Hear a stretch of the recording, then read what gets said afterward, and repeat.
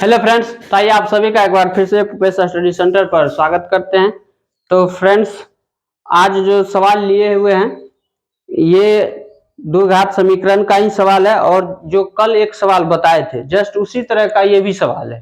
ठीक है, इसमें भी वही कह रहा है कि समीकरण लिखें। वहां भी बोल रहा था समीकरण बनाने, यहाँ भी बोल रहा है समीकरण बनाने। ठीक है, तो समीकरण कैसे बनाते हैं ये पिछले वीडियो में भी बताए थे आप लोगों को, आइए इसमें भी बताते हैं। तो ये अलग टाइप का सवाल है, ये उम्र से संबंधित सवाल है और वो सवाल था संख्या पर।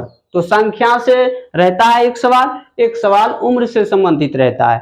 तो संख्या वाला तो बता दिए हैं, अगर उम्र से संबंधित सवाल देगा तो इसको कैसे सॉल्व करना है, आइए अब इसको जानते हैं। तो ये सवाल देखिए 8 नंबर में पूछा हुआ है, कह रहा है कि रोहन की माँ उससे 26 वर्ष बड़ी है। तो रोहन की माँ जो है रोहन से 26 वर्ष बड़ी है, पहला बात। दूसरी बात है कि उनकी आयु का गुणनफल अब से 3 वर्ष पश्चात यानी बाद 360 हो जाएगी। इस कथन का समीकरण लिखें। तो यहाँ पर समीकरण लिखना है, तो समीकरण बनाने के लिए दो शर्त दिया हुआ है। एक पहला शर्त है कि रोहन की माँ जो है रोहन से 26 वर्ष बड़ी है। दूसरी बात है कि 3 वर्ष बाद, यहाँ कह दिया है ना, आयु का गुणनफल अब से 3 वर्ष पश्चात 360 हो जाएगी। तो सबसे पहले हम लोग वर्तमान आयु निकालेंगे। ऐसा सवाल जब भी रहेगा इसमें सबसे पहले आप वर्तमान आयु निकालिएगा। समझ गए बात को? तो यहाँ पर आइए अब हम वर्तमान आयु को मानते हैं। तो यहाँ पर दो आदमी है, एक रोहन है, एक रोहन की माँ है। तो आप चाहें तो रोहन की आयु मान सकते हैं या फिर रोहन की माँ की आयु मान सकते हैं। दो में से किसी का भी मानेंगे तो कोई दिक्कत नहीं है, आपका सही आंसर आएगा। ठीक है, तो चलिए, तो यहाँ पर हम मान लेते हैं रोहन की आयु। अगर रोहन की वर्तमान आयु x मानेंगे तो रोहन की माँ की आयु क्या होगी?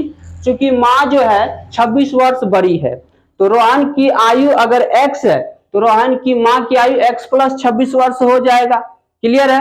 अगर हम माँ की आयु x मानते हैं तो रोहन की आयु क्या होगा? तो रोहन की आयु 26 वर्ष कम होगा, क्योंकि 26 वर्ष बड़ी है माँ। तो अगर माँ की आयु x वर्ष है तो रोहन की आयु होगा कितना? x minus 26। तो दो में से किसी को मान सकते हैं, कोई दिक्कत वाली बात नहीं है। चलिए हम मानते हैं रोहन की आयु। तो माना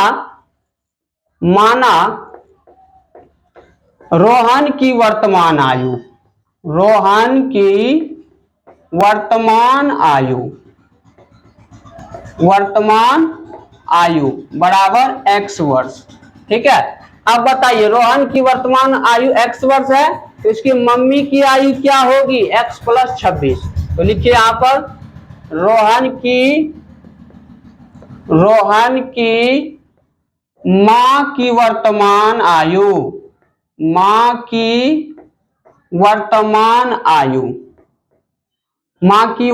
आयु क्या होगा? x प्लस 26 वर्ष, क्योंकि 26 वर्ष बड़ी है।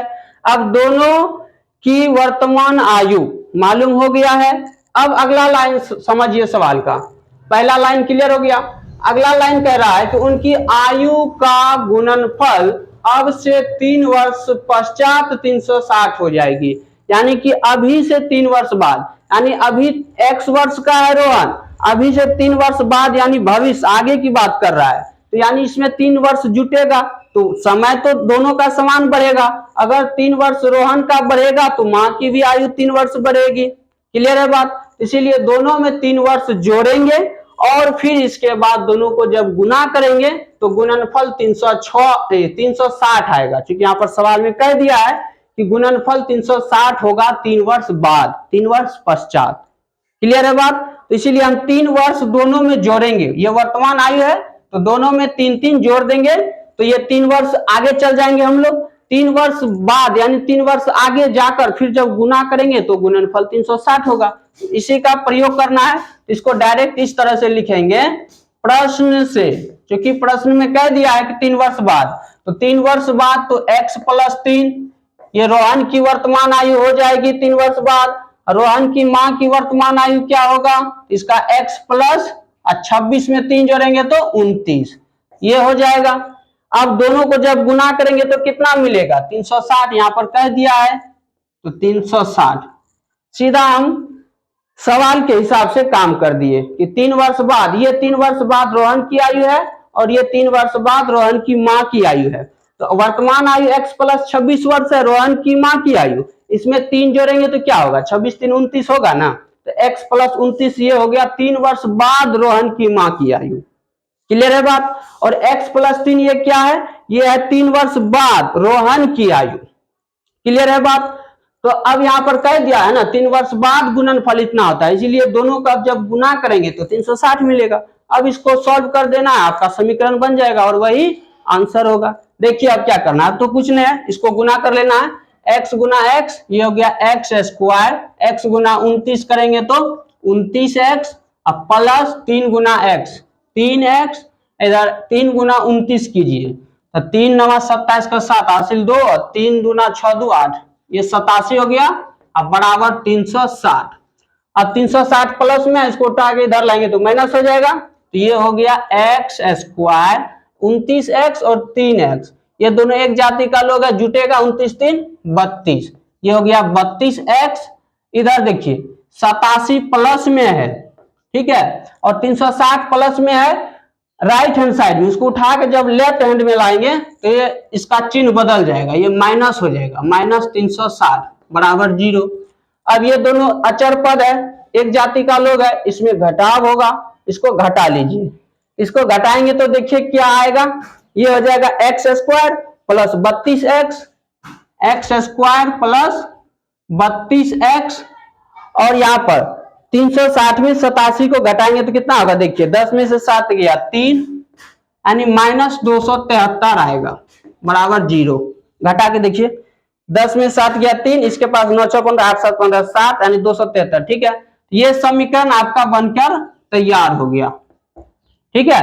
अगर यहाँ पर कहता कि वर्तमान आयु ज्ञात कीजिए तब हम समीकरण को सॉल्व करते, जब इसको हम हल सॉल्व करेंगे, इसका जब हल ज्ञात करेंगे यानी x का मान निकालेंगे तो वर्तमान आयु आ जाएंगे। क्लियर है बात। पर यहाँ पर कह रहा है सिर्फ हमको समीकरण बनाने के लिए, देखिए समीकरण लिखें तो ये समीकरण बनके तैयार हो गया, यही हो गया आंसर। क्लियर है बात। तो ऐसा जब भी सवाल रहेगा आयु से संबंधित, सबसे पहले वर्तमान आयु को हम लोग मानते हैं, फिर जैसा जैसा सवाल कहता है उसके हिसाब से काम करते हैं। क्लियर है बात। तो चलिए, अगर ये सवाल आप लोग समझ गए हैं तो एक बार वीडियो को लाइक शेयर कर दीजिएगा, ठीक है। चलिए हम मिलते हैं अगली वीडियो में, आज के लिए इतना ही।